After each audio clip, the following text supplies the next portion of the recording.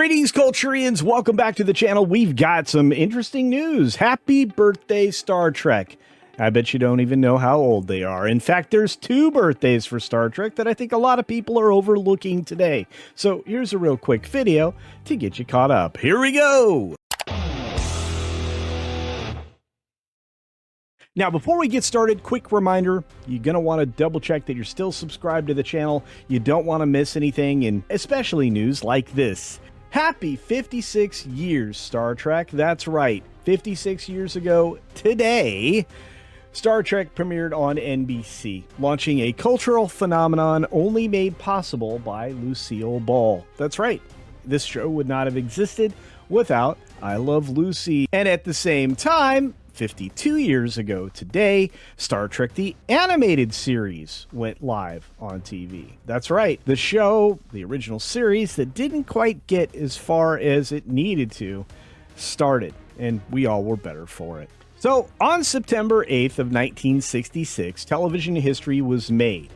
NBC aired the first episode of Star Trek, a science fiction series that would go on to become a cultural cornerstone.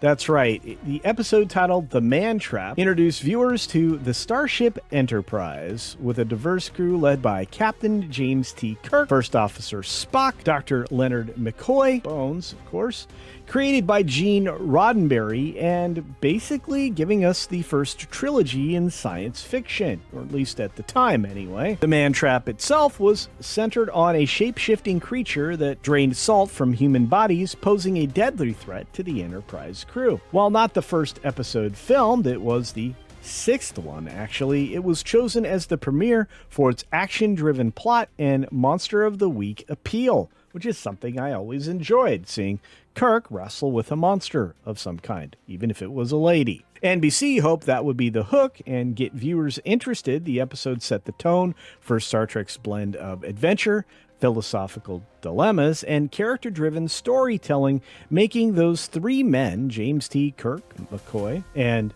Spock, basically the center of the universe for any sci-fi lover. The show was groundbreaking for its era, of course. It was set in the 23rd century, and it depicted a utopian future where Earth had overcome war, poverty, prejudice, etc., etc. The show's cast included Nichelle Nichols as Uhura, a black woman in a command role, and George Takei as Sulu, an Asian helmsman.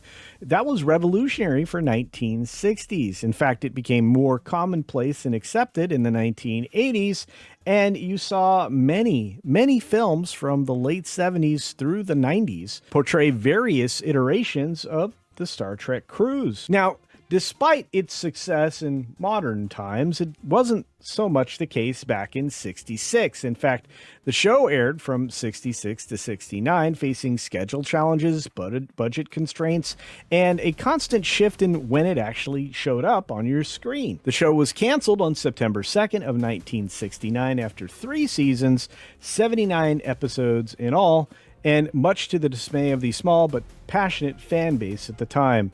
However, that was just the beginning of the legacy, because it found new life in syndication during the 1970s and allowed me to come home from school and watch a few episodes before I did my homework. The grassroots support for the show led to an animated series from 73 to 74, and the blockbuster Star Trek The Motion Picture, which, if you saw one of the wet copies, had some terrible sound issues. And as noted here, the franchise now spans multiple TV series, films, and novels. Roddenberry's vision of hope, diversity, and exploration continues to inspire. Although it wasn't so much about quote-unquote diversity, since we were not using as many commie words back then. Regardless, 56 years later, the premiere of Man Trap marks the birth of a phenomenon that boldly went where no man had gone before. Anyway, that's today's story. A little quick drop on some Star Trek, and hopefully you get a chance to say happy birthday, Star Trek, because they deserve it. And now, audience participation time. What do you think about Star Trek? Was it a show that you were engaged with right away?